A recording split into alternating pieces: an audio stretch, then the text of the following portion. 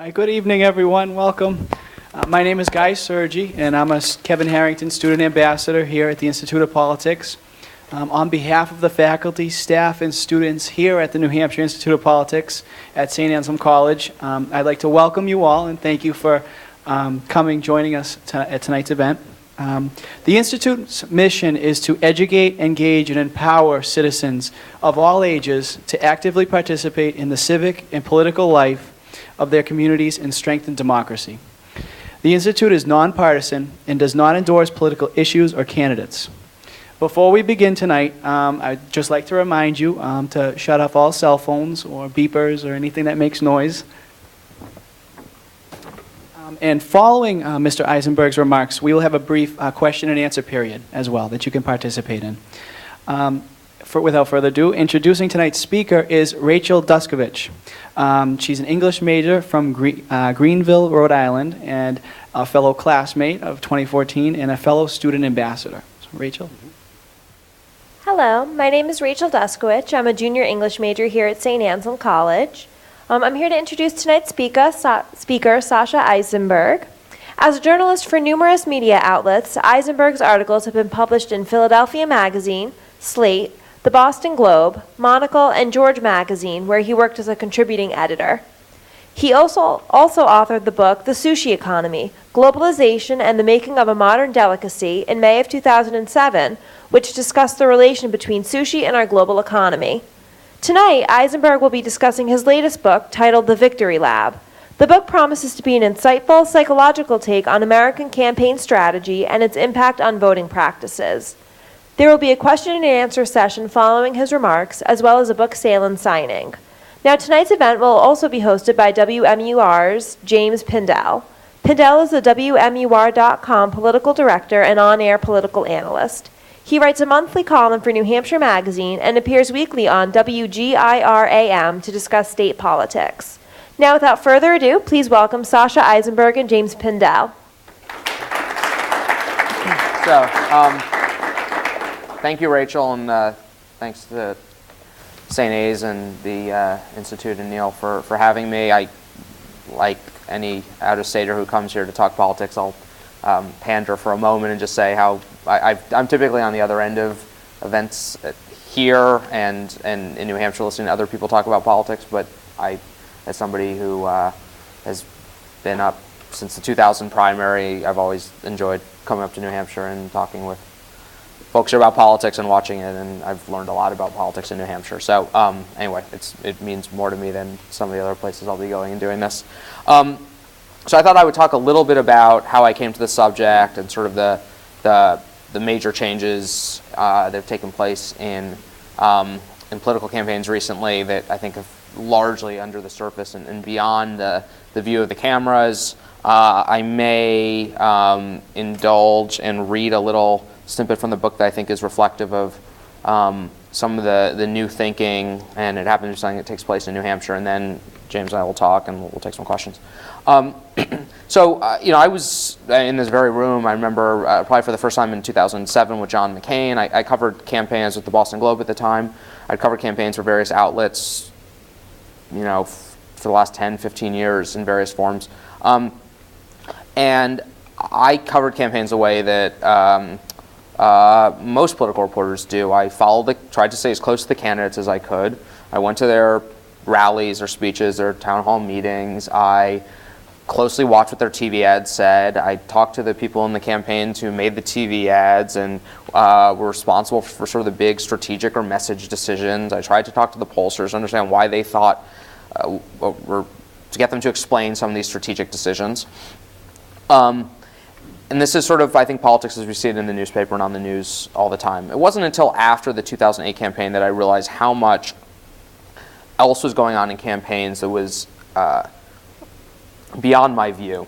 How much important decision-making, important tactical work was being done by people whose names I did not know, who didn't go on MSNBC during the day and yap about what they thought was happening in politics, but had brought a series of new tools into campaigns that made them a whole lot smarter about what they were doing, gave them a whole number of different levers for influencing the outcome of elections, and as a result, an entirely different way of understanding what worked and what didn't, what moved voters, where votes came from.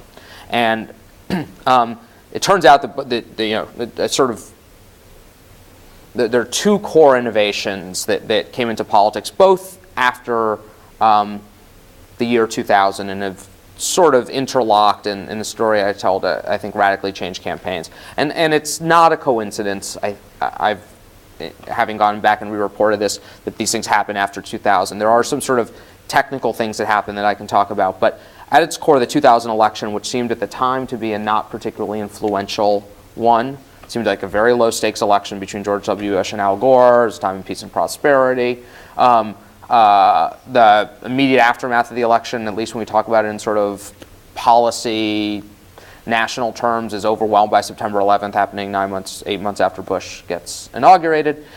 I think in the practice of politics, 2000 was an incredibly influential election for two reasons. One is it was when we first realized how polarized on partisan and to some degree ideological lines the country had become. I tell a story of Matthew Dowd, who was Bush's chief polling advisor, who starts writing a memo even before the Supreme Court is decided in Bush v. Gore, looking ahead to what Bush's reelection will look like. And he dwells on this number in the exit polls from 2000 that said that in 1984, I think the number is 26% of Americans told exit pollsters that they had voted for candidates of both parties, that they had split their tickets somewhere. In 2000, I think it was 7%. And as he looked ahead to 2004, he said, the real challenge for campaigns is no longer this hunting down so-called swing voters, these sort of centrists that we obsessed over throughout the 90s in particular, and trying to persuade them, but was going to be identifying people who already, or locating people who already identified with George W. Bush, attach themselves to the Republican Party and its values, but were not regular voters, and figure out how to actually engage and motivate them to vote. So that's one insight he had. And then after Florida, it became, that narrow margin, 500 whatever votes, a vote on the Supreme Court, convinced people that they should figure out how to win tight elections. And so I'll talk about a couple things that are all about figuring out how you get 1%, 2%, 3%, 4% better on campaigns. There are things that people would have laughed at in the 90s. I'm going to spend millions of dollars to figure out how to get 2% better. After Florida, nobody laughed at 2% anymore. And so these two big innovations are tons of new data about individual voters comes into the political process, becomes available to campaigns during this time. When you guys, the basic set of political information, which has always been available, if not always well organized, is what happens when you register to vote. Your name, your address, your age, your gender, in some places your race, ethnicity, and then some clues to your partisan identity. In some states, that's actually your party registration. Elsewhere, if there is no party registration, or people register as independents or without party affiliation, is the case obviously in large numbers here, then your primary vote history is a pretty good indication of your partisanship. But ultimately, that's maybe a few dozen variables every time you voted. What happened after 2000 was that people realized that there were huge reservoirs of intelligence on individual voters that existed in the private sector. That starting in the 50s, financial institutions had begun collecting information on individuals so that they could develop credit rating scores. Soon, those databases, which started buying up information on your lifestyle and buying patterns, were selling it to direct mail marketers who wanted to decide whether to send you catalogs. Charities that wanted to go prospecting for new donors would buy information on people to look for people who were good targets for them. And so these databases had hundreds of data points on individuals. Some of them were demographic, like when you fill out a warranty or a customer survey questionnaire and you check off the box like household income $50,000 to $75,000 and I have a college education, and That information is all residing on some private sector database that will sell it to somebody. Information that seems totally irrelevant to politics, like whether or not you took a cruise in the last 6 months, resides on a database somewhere.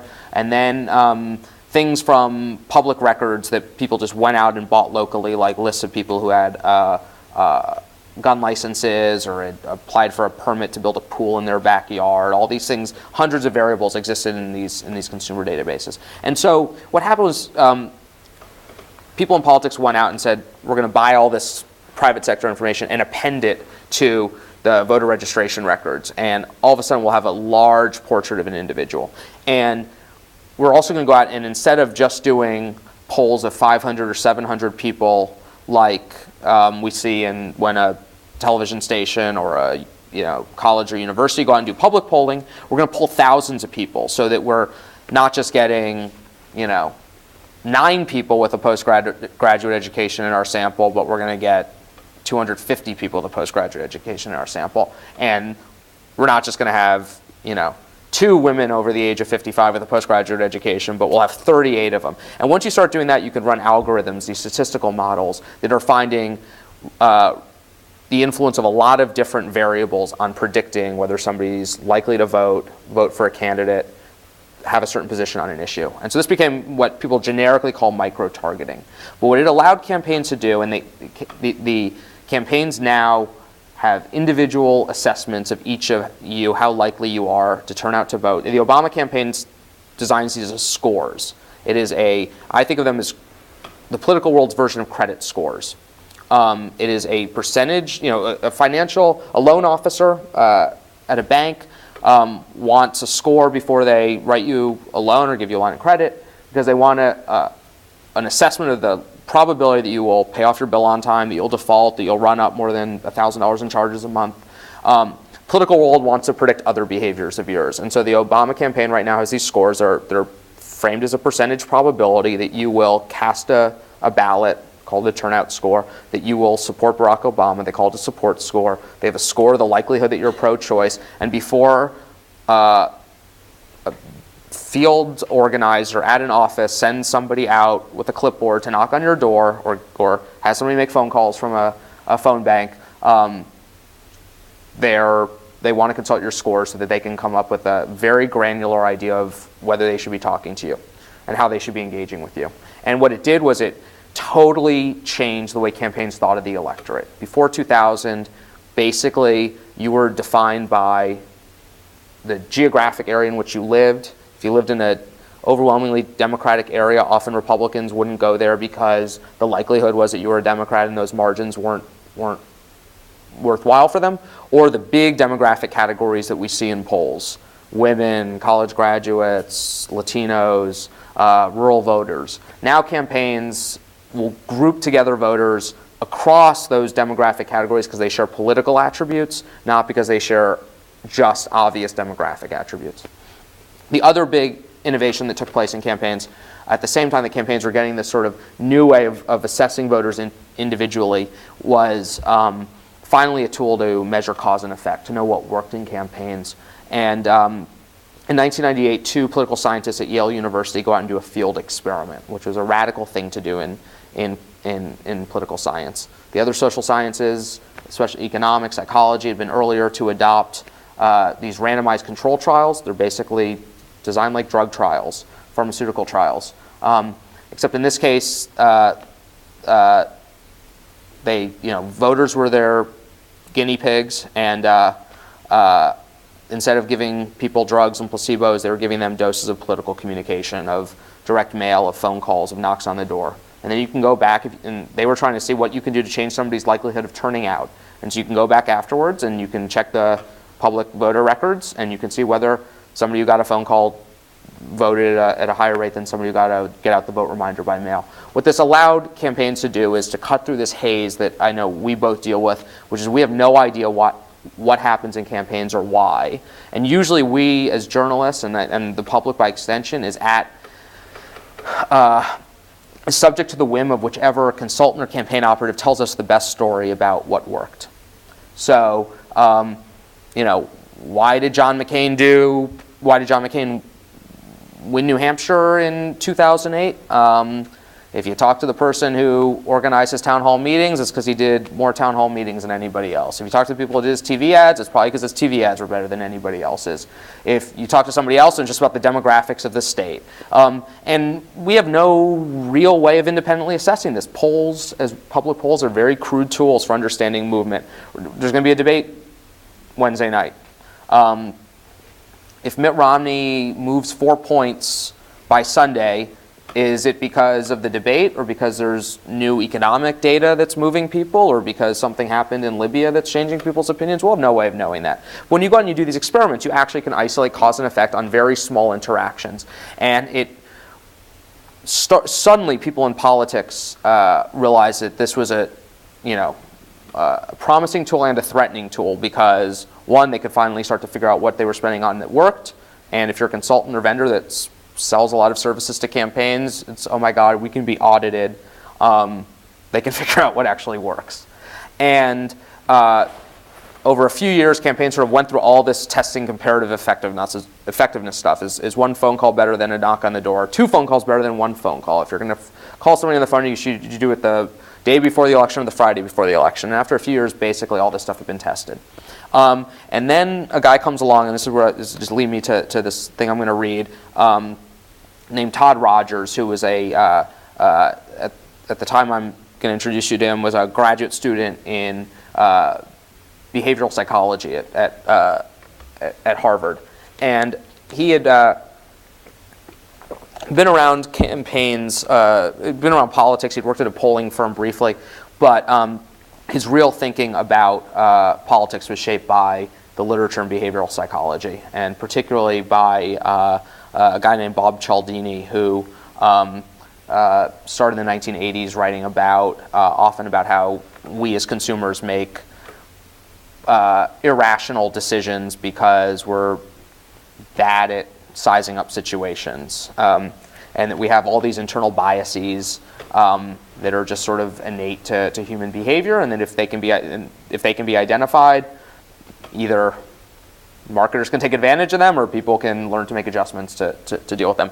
And so I'm just going to read, and so what happens, and you'll sort of, I think, see it here, is all of a sudden the people who do experiments in politics are not just interested in figuring out is 2 phone calls better than 1 phone call, but what actually should that phone call say, and is the traditional language of the way that each of you hear from campaigns when they're especially trying to motivate you to vote, when they're calling you on the phone, knocking on the door, bothering you during dinner.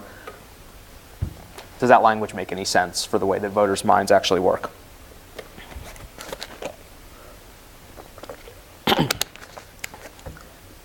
Most weekends in the fall of 2003, Rogers left Harvard Square in his grandmother's old gray Subaru station wagon and embarked on the hour-long drive from Cambridge to Derry, New Hampshire. As fall became winter, the foliage was drained from yellows and oranges into dour browns, and the roadside palette enhanced by the patriotic tricolor of signs announcing Democratic candidates for president. Rogers would arrive at a suburban office complex housing the presidential campaign of Wesley Clark. A retired 4-star general had entered the race late and was counting on a win in New Hampshire to launch him nationally. Rogers was drawn to Clark as a credible, progressive voice on national security issues, and offered himself to the campaign as a volunteer. Clark's gamble was that he could squeeze enough space for himself between the 2 flawed candidates fighting for first place, Howard Dean, who had emerged as a candidate of the party's romantics, and John Kerry, who by default had become the choice of its realists. After a year studying behavioral psychology, Rogers was no longer capable of being a romantic about politics, or, for that matter, any aspect of human activity. When he would arrive in Manchester, Rogers would either be pointed to a phone or handed a clipboard and local street map. Whether he was making calls or canvassing at doors, Rogers would get a script for interacting with a voter, and he always wondered what Bob Cialdini would have made of it. The scripts would say things like, "You can make a difference," or "We need your support." These phrases had become so deeply enmeshed in the oral tapestry of elections that it was unlikely that anyone actually listened to the words themselves anymore.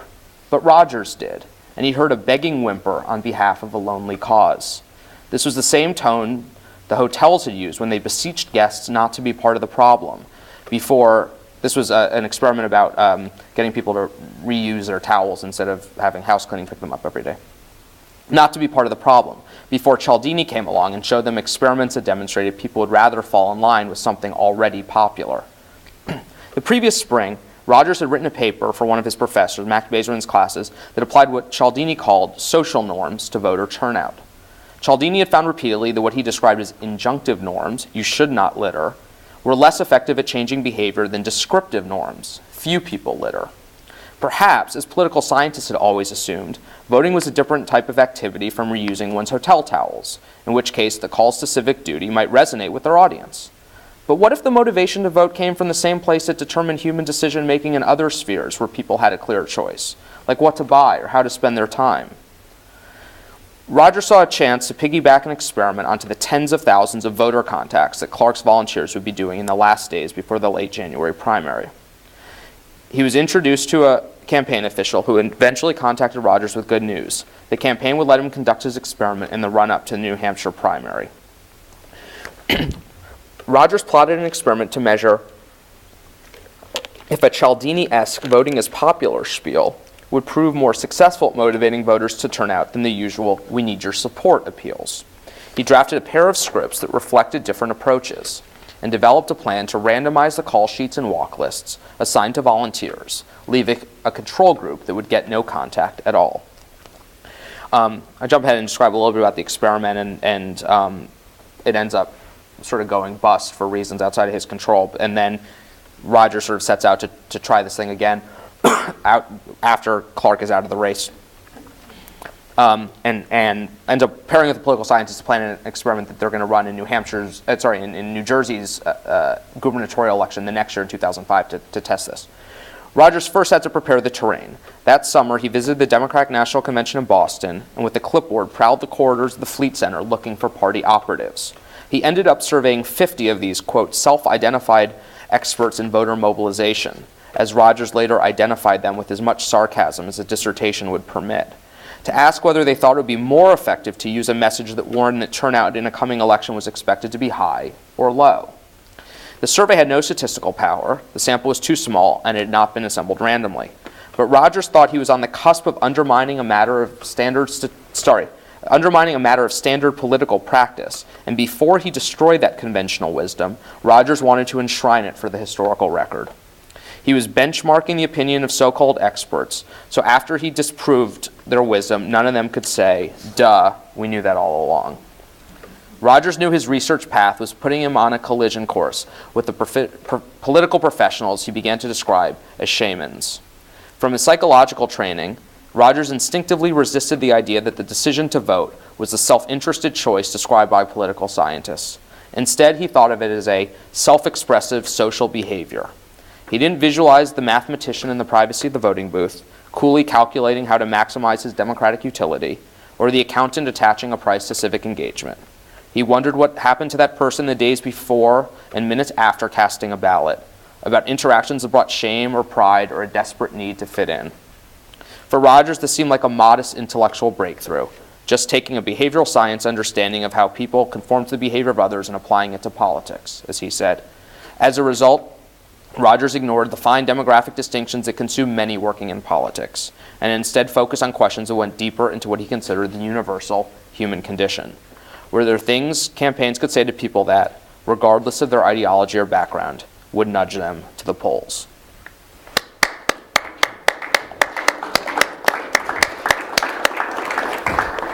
That's awesome. Thank you. Now let me say, Sasha, this is beginning a 15-state book tour, appropriately starting First in New in the nation. Hampshire. Gotta ask, Sasha, you gonna run for president? Testing the waters. Actually, 2016 will be the first year I'm constitutionally eligible, so I am not shooting that down. Well, you certainly know how to run a campaign.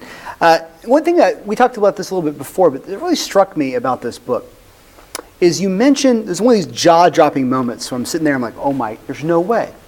You said the first national voter file was put together by the Republican National Committee in 1990. Yeah. Even though you trace it all the way back to Abraham Lincoln having a budding political career in the 1840s, saying that there was a need to have, not a voter file, you'd never imagine that, but just some idea about who votes in these things, right, and have a county chair and ward chairs and et cetera.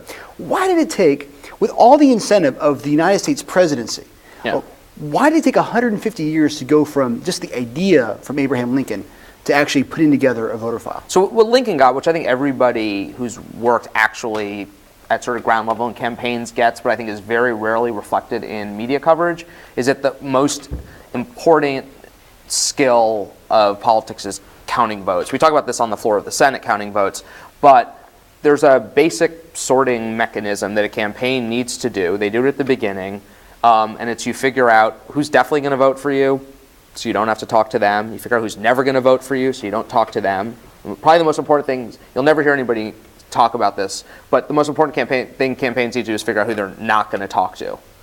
And then you want to isolate two pools of voters that you focus your attention on. You want to look at people who are definitely going to vote, but are not necessarily going to vote for you. They could be undecided. They could be soft supporters of your opponent that you think you can get to defect. They could be soft supporters of your own that you think you need to sort of shore up or protect against defections. These are what campaigns call persuadables or persuasion targets. And then you want to look for people who already identify with you, support you, but are not habitual voters. And these are people who need, they're called turnout targets or GOTV, get out the vote targets. These are people that you need to remind, nudge, engage to get them to vote. The big difference is one of them you're trying to change their behavior. One of them you're trying to change their opinions, the persuasion targets. One of them you're trying to change their behavior. This sorting process is something that Abraham Lincoln got. Everybody who's worked in campaigns gets it, whether they articulate it exactly this way or with the same terms. And so you want to have a list of voters. You could start doing that sorting process. So there's computing power didn't make it possible until probably the 60s. People started with punch cards, putting together voter lists in the mid-60s. You could start to do that. Before then, a lot of this resided. This is a lot of the reason party machines were so influential, or local party organizations, or selectmen, or whatever it looked like in your part of the country, because that was human intelligence that wasn't organized anywhere else. But yeah, I know that, that Mary always votes, but isn't attached to one party or the other, and I know that Bob is he's a good Democrat, but he doesn't always get to the polls, and that's what a ward leader or a party boss knew, or that's what the people who organized their communities knew. As politics scaled up, though, this wasn't like transferable knowledge. We had a more mobile population. People didn't always live or die in the same precinct that they had been born in.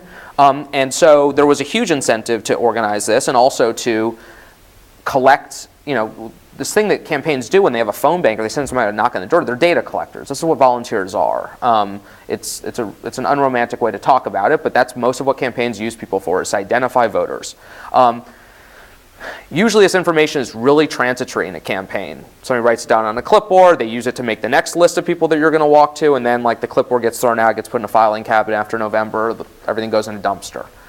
People realized this was sort of valuable information, and if we'd gone around, if we had a list of the people that had been identified as supporters of John Sununu in 1986, that would be useful for our campaign in 1988. And so there became an interest in sort of building these as permanent reservoirs. The difficulty that the Republican National Committee decides in the late 70s, we're going to try to make a national voter file.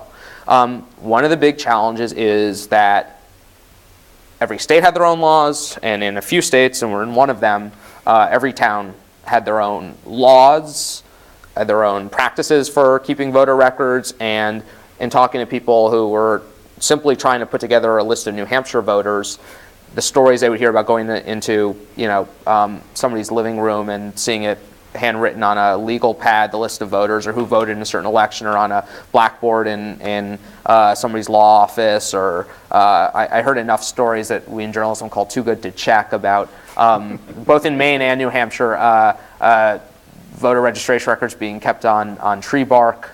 But so it's a massive logistical challenge, and the thing you want in a voter file is not just who's registered, but which elections they vote in, which means that here, where you guys have elections every 10 minutes for every small municipality and every overlapping state representatives district, you need to know what district somebody's in, and then they get redrawn every 10 years, and you want to know which elections people voted in. It's a massive data collection challenge. And until recently, databases just weren't enough to, especially a national one, like I knew nothing about database architecture, but it turns out if you want to be able to have 200 million records at a time, you can't use like normal desktop software because it just won't process that many records. And so it wasn't until around 1990 that the Republicans finally built their national voter file, and it wasn't until after 2004, around 2004, the Democrats had theirs, and that made it very difficult to, the sort of knowledge was all and data was controlled locally often by consultants or vendors who were the only people who were in a position to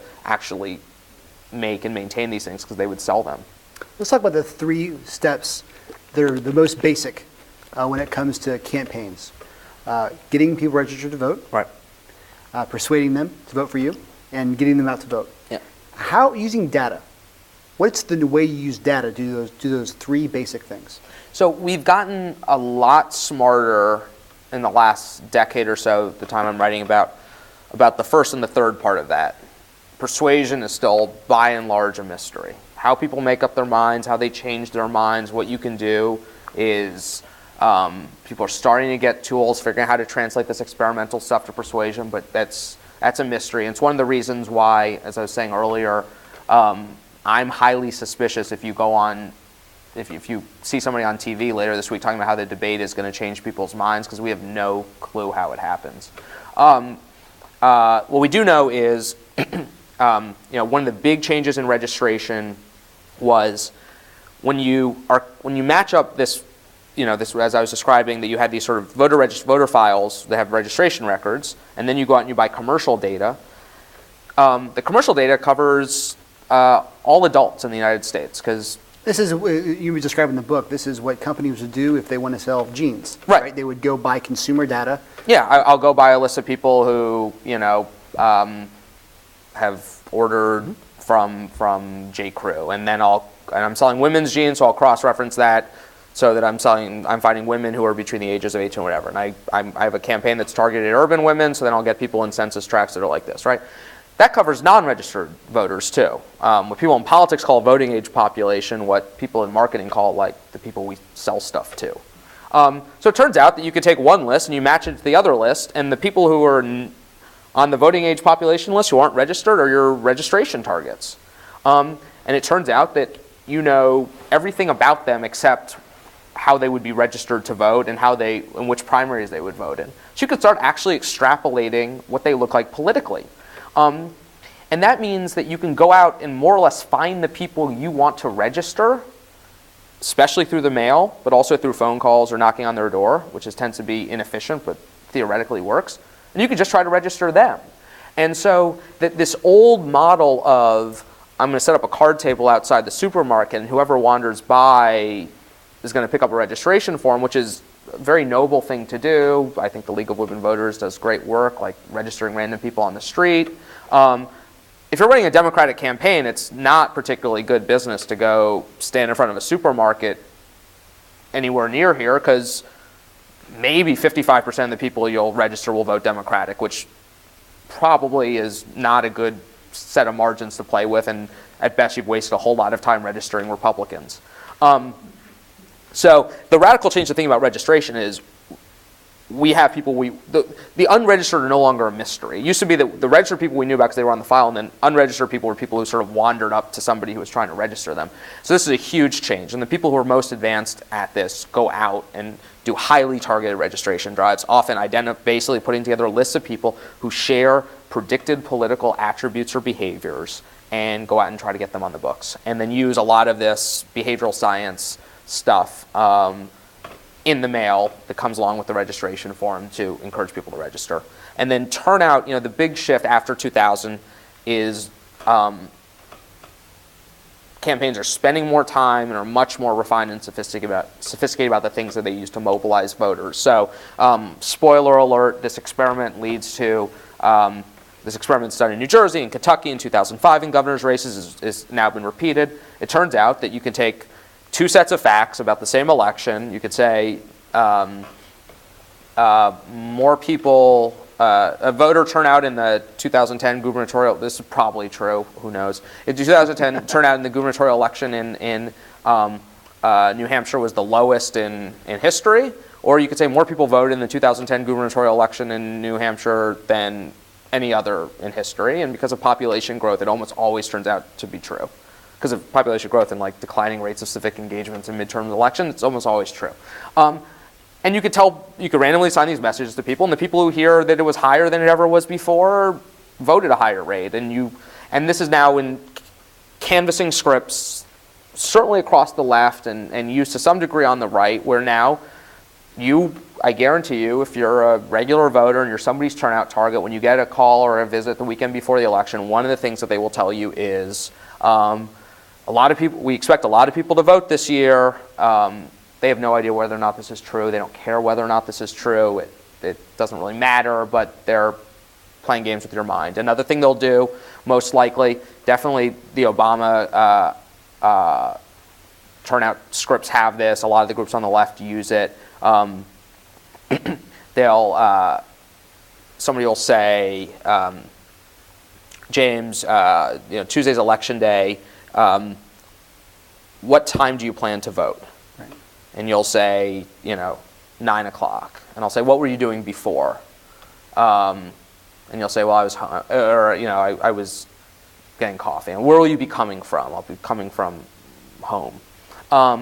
And they ask you. It's usually a matter of 3 questions like that. What time will you vote? Where will you be coming from? Blah blah. Nobody writes down the answer on the other side of the phone. So you don't have to be terribly self-conscious about giving away like your coordinates.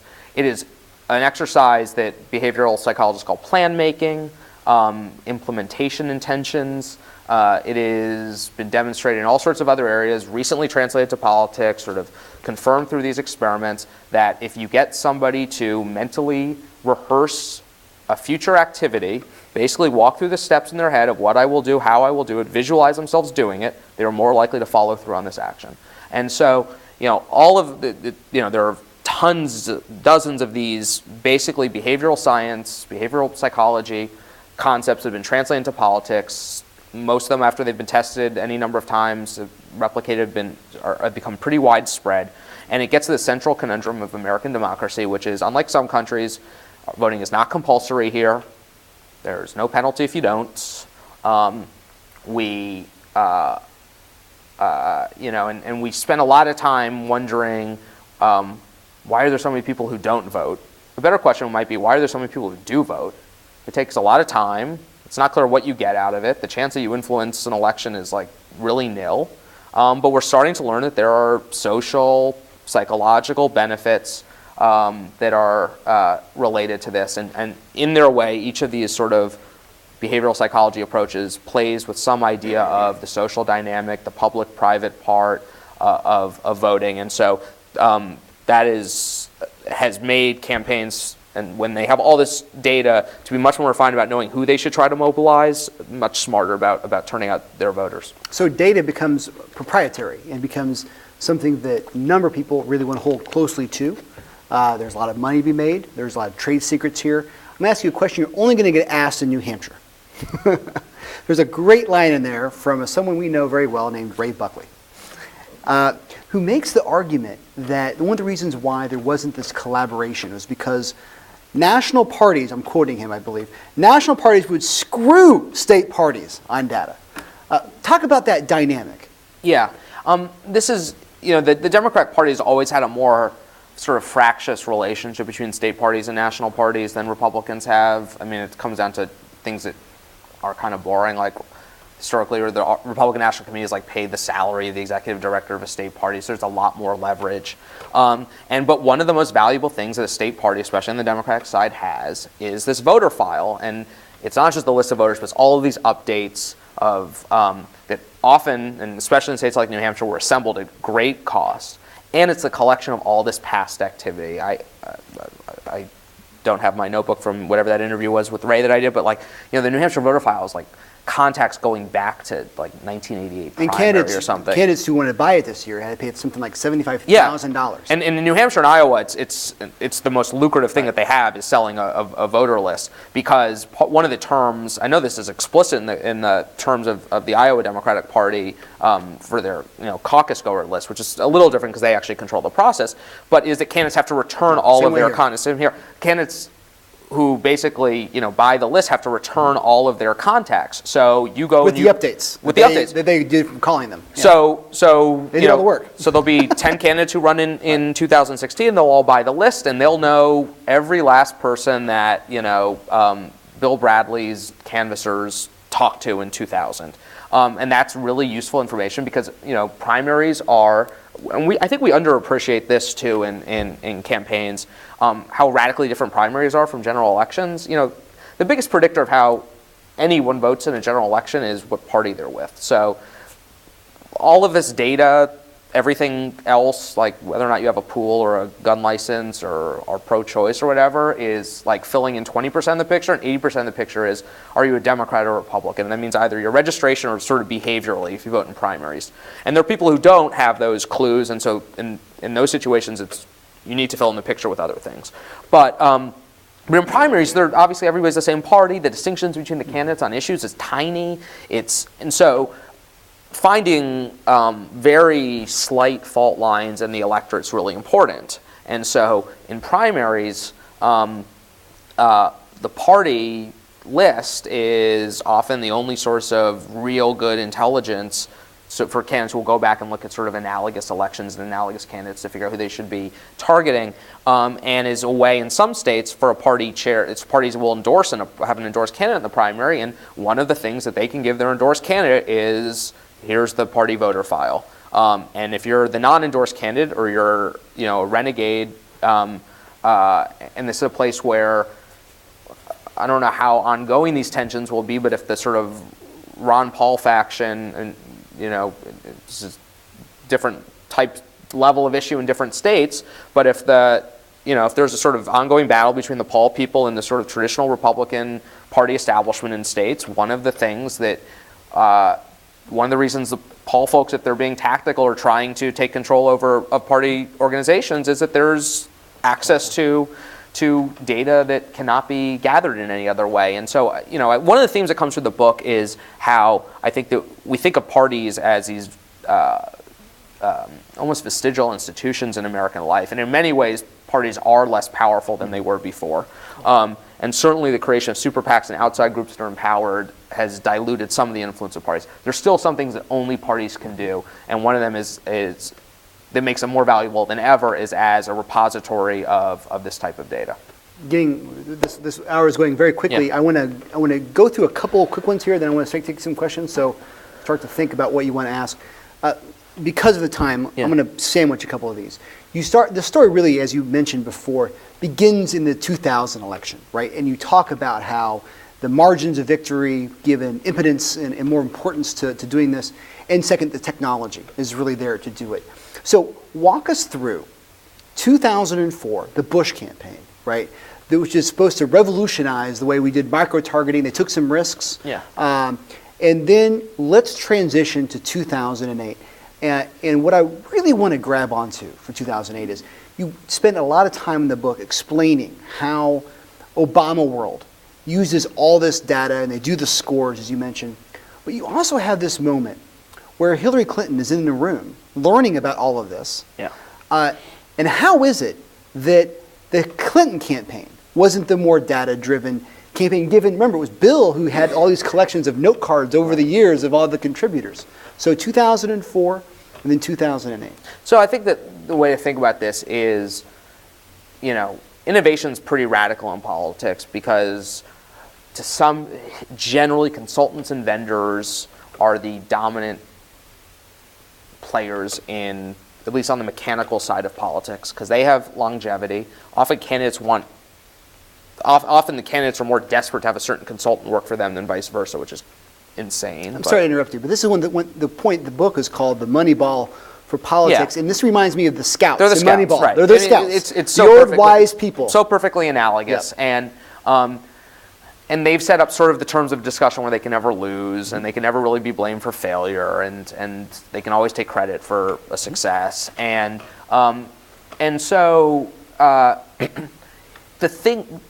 it takes a sort of exceptional commitment to challenging that sort of conventional wisdom, status quo, investing in innovation, doing new practices. And there are sort of, if you think about what leads to I kind of think of this as the scientific revolution, but one of the drivers of change is creating an institution of some sort that outlasts the usual campaign. Campaigns, on some level, are companies. They spend millions, tens, presidential campaign, hundreds of millions of dollars. I mean, even a state legislative campaign that's spending tens or hundreds Or New of thousands Hampshire, they of spend $5, yeah, but that's okay, fine. yeah. But these are marketing corporations, but they exist for 3 months or 9 months, and they care about market share on one random Tuesday in November, and then the day after the corporation dissolves, regardless of whether it's a success or a failure. Everybody goes on to another thing. The candidate's trying to learn how to govern, or they're on a vacation, like feeling bad for themselves, so nobody ever invests in research. And so all the incentives are aligned for campaigns never to learn from their successes or their failures, and to keep on doing the same thing over and over again. And that basically, the way most campaigns work is that the same circle of consultants and vendors who worked on the last campaign reunite around another campaign's, in another campaign's war room, and more or less do the same thing over again. And so the times you break out of that, presidential reelection, we talk about as though that the advantage of incumbency is you have a big plane and you could send a cabinet secretary out to give grants. Yeah, that's something. The real thing is for 4 years you can start to think like a corporation. You can invest in research and development. You can start to answer big problems. You get control of a party committee. You can hire real people who have real jobs in the real world because, great, there's somebody smart at Google or MIT or whatever who wants to work for you. Are they going to leave their tenure track job or their job at Google to work on a campaign for 4 months and then maybe be out of a job in November? No. So you tend to have the same people working in politics over and over again who have very little imagination and have very few skills outside of running political campaigns. And so the world changes outside campaigns, and they do the same thing over and over again. Presidential re-election campaigns can go out and hire real people for 4 years, and even a few of them start to change that. So the Bush campaign ends up being a big innovator for that reason. The Obama campaign in 2008 sort of starts to mimic that because, and this is unlike the Romney campaign this year, it was always growing from basically the spring of 2007 through the fall of 2008. The way that primary played out with Hillary, they were always playing in new states. They were expanding the map. They weren't retrenching out of the states that they had already won. They were trying to leave some sort of infrastructure for the general election. And there was always more money coming in. So they, I talk about all these people with really interesting backgrounds who came into the Obama campaign in 2008, including, people who'd done econometric forecasting and people who were robotics champions and never worked on campaigns but thought Obama was cool and wanted to, and started messing around with data and doing very neat things. And by the time the primaries ended, they'd worked in 6 states already. And it's yeah, I'm 24. I'm a former national robotics champion. I didn't know anything about politics. And I basically worked on 6 presidential campaigns by June. And so they were able in many ways to act like a presidential re-election because they had permanence. And there's a moment in the book where I think that the Clinton campaign is emblematic of a campaign that was sort of driven by a circle of consultants and vendors who were very wary of doing new things and did not feel like they needed to. And there's a moment where I quote, I believe it's Mike Moffo, who was a field director who ended up having a sort of interesting portfolio in the Obama campaign, and he thought, we thought we were doing new politics, and that meant both all the high-minded policy-related process new politics, but we thought that the mechanics of new politics mattered too, because only by running campaigns in a new way could we basically tell the Democratic consulting establishment and interest groups that we didn't need them. And so I think there was a sense of it was entwined with the Obama campaign sort of sense of purpose not to have to do things the old way. Great. Let's open it up for some questions. We're going to have someone walk around with a microphone. Just raise your hand. Go ahead, Theo. Really curious about the private sector data. Can you get me from blue jeans to knowing someone's party ID? What kind of information are you picking up? Sure. So there are 4 pools of data. There's the voter registration information. There's the information from the census about your block or your census tract that allows me to profile your neighborhood and basically extrapolate socioeconomic status, family type, education level, race, ethnicity. Then there's all this commercial data. So a lot of this is stuff that you're giving away when you fill out these forms that people are reselling based on your past buying history. These are 100 variables, a lot of which have no bearing whatsoever on politics. And then there's all the information that's coming from sort of field contacts on campaign, the sort of human intelligence that the campaigns collect. So now campaigns often have well over 1,000 data points on each of you. And one of them could be that you voted in the 2004 primary, and one of them could be that you went on the cruise, and one of them could be that you once told somebody that you care about global warming, and one of them could be that odds are you're Latino based on your census tract, right?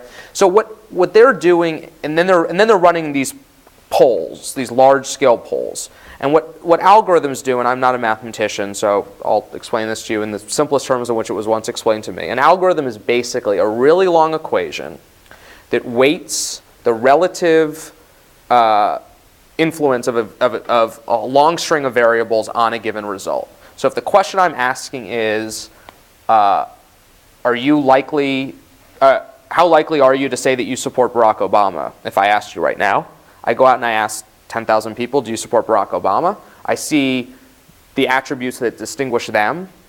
And then the algorithm tells me, by weighing each of those variables as I know them about you, comes up with a probability that you look like the type of person who has told me that they support Barack Obama. So what it does is that the algorithms are basically doing the work of seeking out the variables and their relative influence on that outcome. And so often, you'll run an algorithm over, let's say, 1,000 variables that I have about any one of you. And it turns out only 28 of them are in any way meaningfully predictive of the political questions I'm asking. And most of them will be things that are totally obvious to you, like your party registration, your age, if you voted in primaries, race. I mean, we can all think in our minds about how in this presidential election, each of those, gender, each of those will education level. And then some of them will turn out to be not things that are intuitive or not things that you'd ever ask on a poll, but then maybe they do make sense, like, often family type, like do you have children in the home, ends up being predictive in certain elections. But pollsters never ask age, race, gender, do you have a child in the home, because you're not going to waste a question on your poll with that. And so the algorithms sort of pick up that is predictive if it's not. In one example, Mitt Romney's campaign in 2002 for governor was the first candidate campaign to use basically what we call micro-targeting now. They found out that so they were looking for Democrats or independents who would be responsive to a couple of his sort of technocratic messages. And one of them that they found was predictive of being their type of persuasion target was people who had a premium cable subscription. It basically means you got HBO.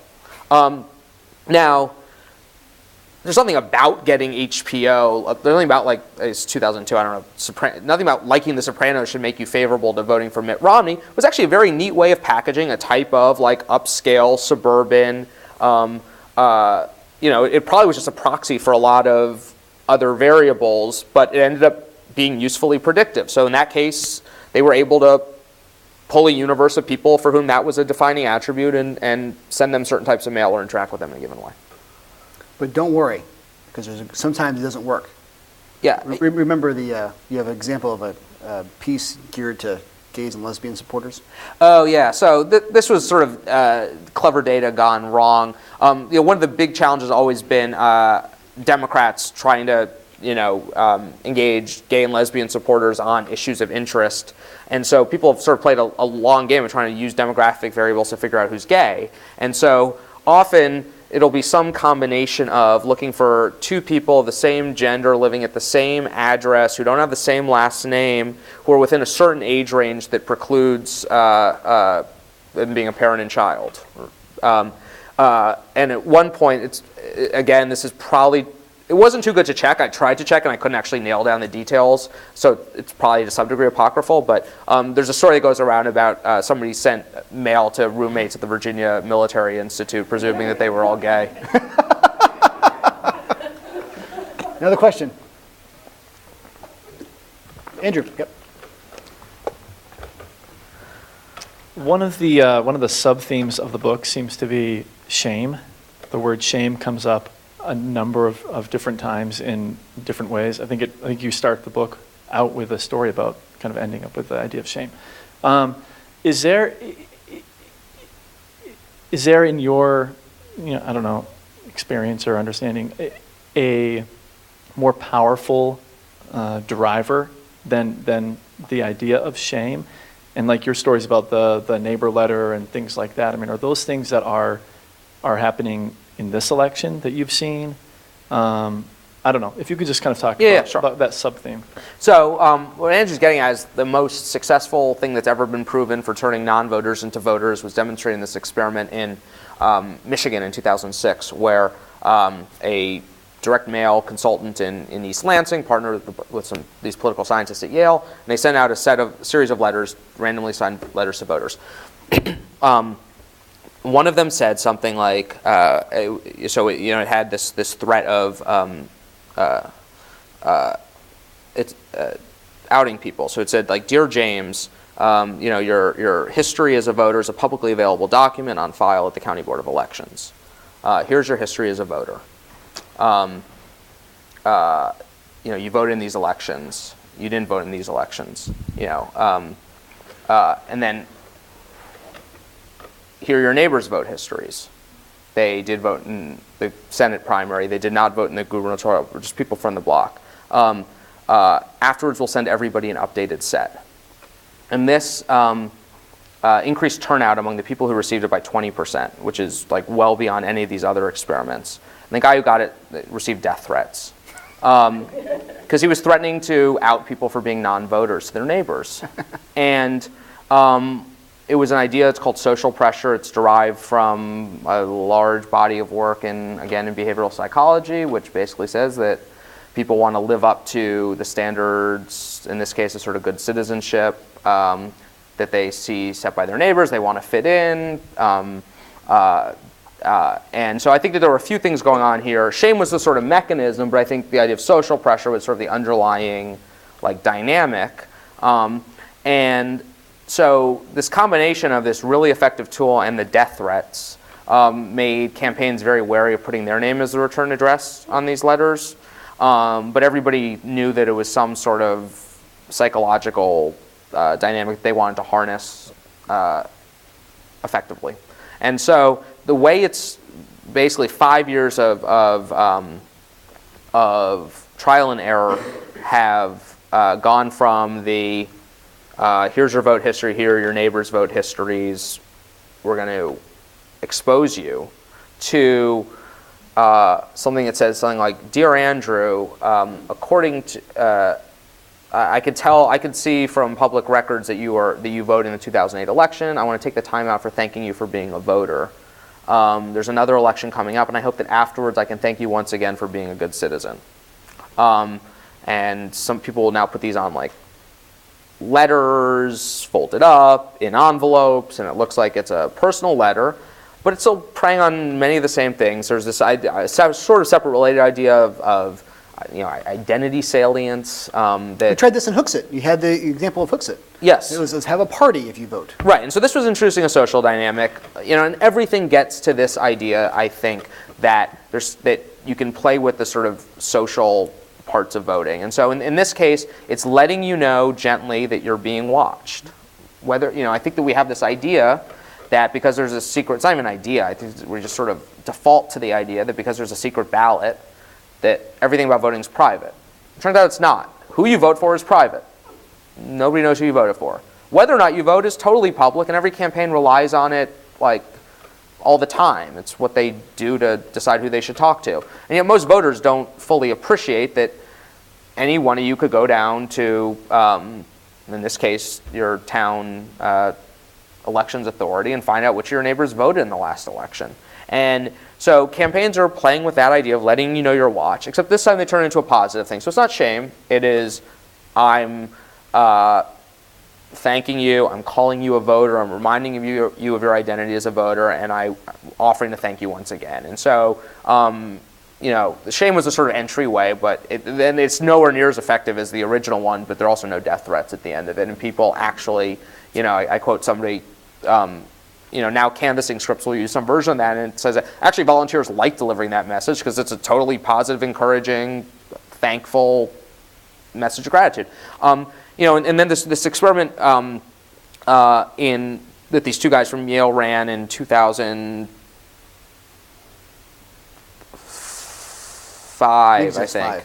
And they used Hooksett, and they used another town as the control. But they Hanover. Mm-hmm. And there were two similar towns in size and in voting patterns, and I think it was a municipal election. But they tried to recreate this thing that existed in the 19th century, which is like election day festivals. And so in the 19th century, one of the sort of forgotten things about American voting history is that until the mid-1880s, we all voted in, well, not all of us, because like half the room is women, and you would not have voted. But I'm not gleeful about it. It's just a matter of history. I'm not whitewashing pre-suffrage America. Men voted in public. Election day, which sometimes wasn't just a day, people would go to the steps of the courthouse or the town square or a tavern, and they would vote with a voice vote or by raising their hands in public. The Australians introduced a secret ballot. It was known as the Australian ballot. Within basically 5 years, every state in the country has gone from people voting in public, surrounded by their neighbors, where everybody knows how you vote. You could be intimidated. You could be bribed, to a secret ballot, where it's much harder to have a bribe because you don't know if you actually got your money's worth at the end of it. So people thought our elections got a lot cleaner after that. Also, turnout started going down dramatically. So as best we know, turnout in the 1880s was like 80% of people voted. And now it's under 60%. And it's more or less a straight line downward from, we can't associate cause and effect, but I'm not alone in finding it curious. And so these guys go out and they say, we want to, as best we can within the legal confines, because it's illegal in many cases to induce people to vote, but we are going to set up an election day festival at a park across from a polling place, and we'll give hot dogs and have games for kids and whatever else. And they bought ads in the Union Leader, and I think they did radio ads or they did robocalls to people to tell them. They spent like $3,000 basically setting up this thing with cotton candy and a bouncing castle or something, and promoting, come out to vote on election, or come out to this election day festival, and also you can vote across the street. Well, it drove up turnout among the people who did it, and it comes, I think, at the core of this. This was the most obviously like blunt, dramatic effort to recreate 19th century elections. But I think all of these things you're getting at about shame and surveillance and sort of letting people know about accountability are all playing with this sort of public-private idea that voters don't entirely know what parts of this are public and private, and that you can toy with their expectations, and in so doing restore some of these social dynamics about it, where voting is not just something you do alone in isolation in a voting booth, but it's something that in one way or another engages your neighbors or engages your idea of how you think they're going to see you or your idea of the self and all these things. And so, by no means have we reached the end of this research, but I think we're moving generally in the direction of looking at sort of the things that will socially engage people's behavioral instincts. One more question. Go ahead. Yeah, I'm really interested in the public aspect of it and how you think the rise of early voting and vote by mail, and in some cases vote online, challenges that or makes it more difficult. Yeah, that's a great question. So people generally lump this stuff together as convenience voting, and we've seen a huge rise in it since 2000 for a number of reasons. The general, what was promised about early voting was that turnout would go up because we're going to make it a lot easier for people to vote because they can vote on their own time, they can vote at home, they can, you don't just have to go one day. If you work odd hours, you can go on the weekends, don't have to just go in your neighborhood, you can go to a central polling place. As best we can tell, it has had no significant impact on turnout patterns across the United States. As best we understand what's happened with convenience voting, which means early voting in person, no-fault absentee ballots, which are basically the same thing as vote by mail, centralized early vote locations, decentralized early vote locations, all these things. Basically what we've seen is that people who are most likely to vote now just vote on their own time. And that it has not dramatically changed the composition of the electorate, that we've basically just made people who are regular voters, we made it easy for people who are regular voters to vote. And so I mean, people are trying to figure out how to test this stuff, and there have been a few experiments that are sort of unconvincing. I do think that, but you're right that people who are voting by mail have an entirely different dynamic. And in one way, it's more private. You don't go out. But another way, if you have other people in your household, it's not at all private. And so, you know, one of the, I think, challenges or sort of interesting research areas, and one of the most important things we're going to see now more than ever, because there's more of this convenience voting, is that the period where campaigns are obsessed with this, they call it AB chase, absentee ballot chase, or EV, early vote chase.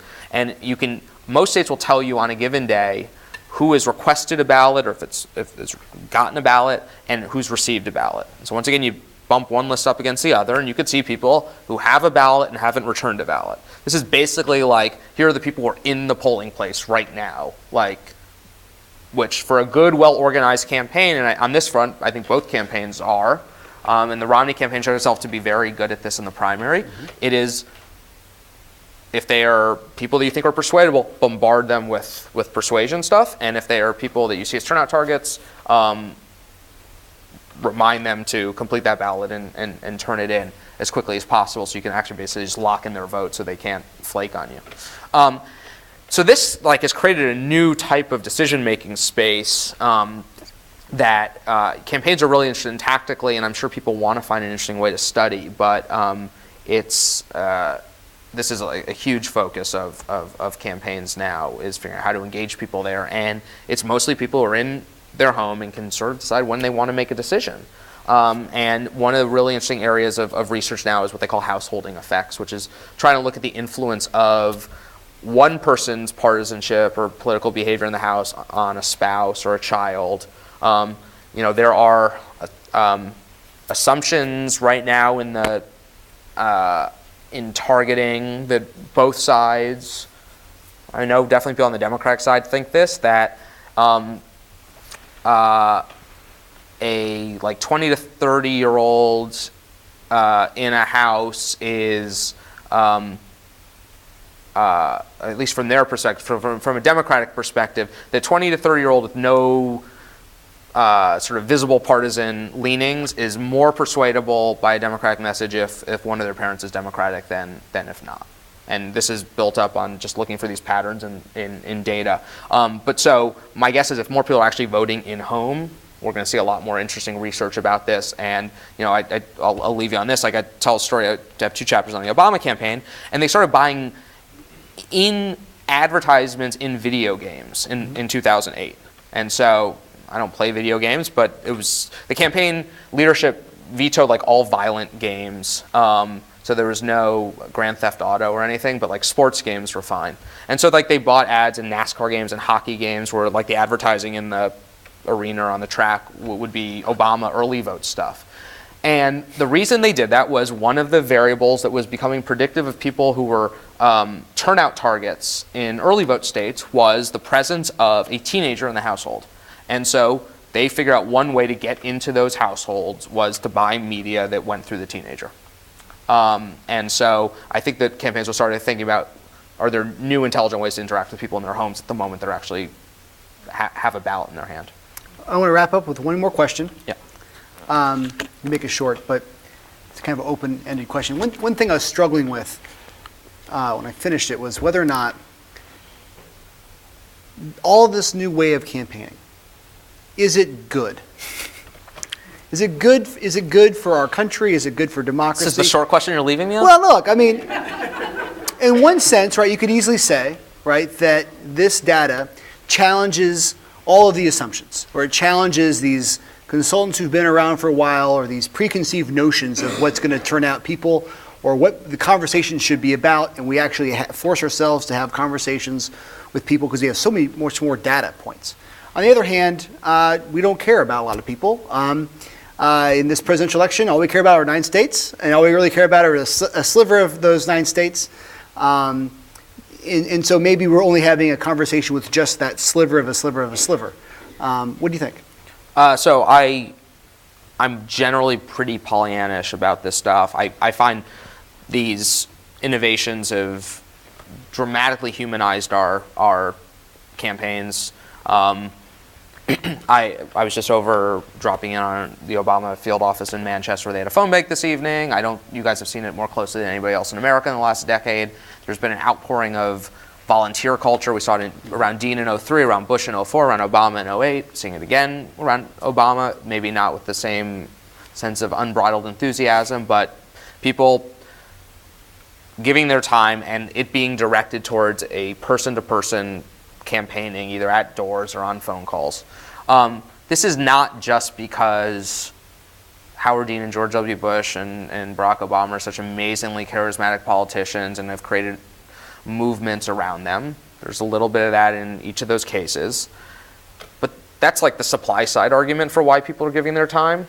The demand side argument is that campaigns know the value down to, they calculate it in cost per net additional vote of having a volunteer knock on another person's door and interact with them there. And now they have the data to really effectively direct that contact. And so there's been a reawakening of what we think of as old-fashioned, even though I'm not sure there was ever a time when, even under Abraham Lincoln, when this really was the fashion. But there's been a recommitment to those practices because campaigns can put a price on them and understand the value of them. And without randomized control trials, we would not know why having a volunteer call somebody is dramatically better at mobilizing them than having a paid call center employee call them. Or why having what they call a chatty script, which is, I don't force you to read verbatim off of a thing, but I encourage you to actually have a meaningful back and forth with somebody on the other end of a phone, is much more effective at mobilizing them than the regular one.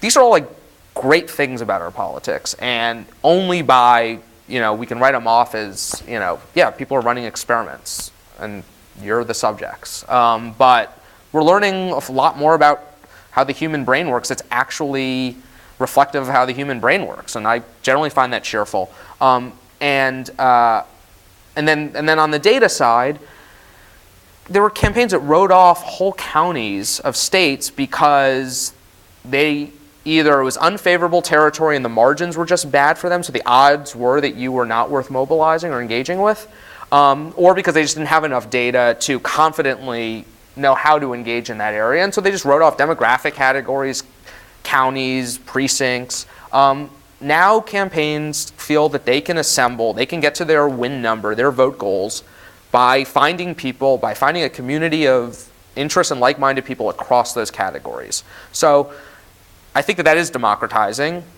Everybody's sort of equally valuable and accessible to campaigns as a target. And I think that there's this idea when people talk about micro-targeting, which is sort of dishonest to how it's actually used, but that I'm going to use it to find the one issue that I know will get you to vote, but that she doesn't care about, and I could send you mail on it, and she won't know, and I can lie to you. I mean, campaigns want to engage you on the issues you care about. They do a lot of research on it. Now, so I'll end with the thought, I think we have a lot of really dismal campaigns that are not at all inspiring about American democracy, that don't make me feel any better about the nature. That's because we have bad candidates, and they're running bad campaigns, and the media often isn't helping, and voters often aren't helping their own macro cause because they don't demand the candidates be better and smarter and more respective of their intelligence. But the mechanics are not the fault of that. The mechanics are all structured towards campaigns wanting to know as much about you as possible to have a meaningful interaction with you, either to persuade you or mobilize you. And they have far better tools for understanding actually how your brain works. And I think that all of that is stuff we should be happy about. Sasha Issenberg, thank you so much. Thank you. Buy the book back there. I may even sign it for you. I will. So I'm going to run and get a real pen for that. All right. Thank you. We have over here. Thank you. conversation. And on behalf of the St. Anselm College, New Hampshire Institute of Politics, I'd like to present you with this token of our Right. appreciation. Thank you so much. Thank you. It's your voter file. Yes. Thanks, Thanks, buddy. fun.